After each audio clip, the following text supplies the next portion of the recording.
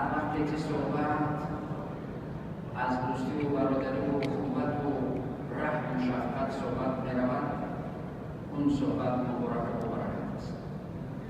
پس در این مکان مبارک و روزی مبارک و صحبتی مبارک برای همه شما از خداوند عزوجل کامیابی‌ها و سعادتمندی‌ها و سرفرازی دائمی تمنای التجا می‌کنم.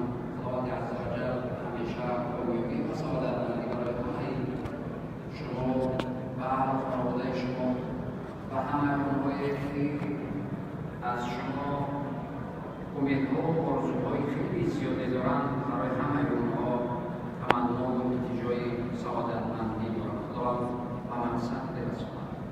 برادران عزیز، حاضرین گرامی، صحبت من از زبان تاجیکی به شما چند من آگاه کرده بودم.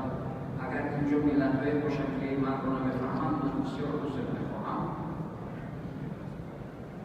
من در چند نقطه صحبت کردنی هستم. اول اینکه برادران اسلام با ناموس باشید و اون چیزهایی که در این اطراف ما شده ایستاده است، اون همه را با خبر باشید و از اون درس و پند عبرت و سبق بگیرید.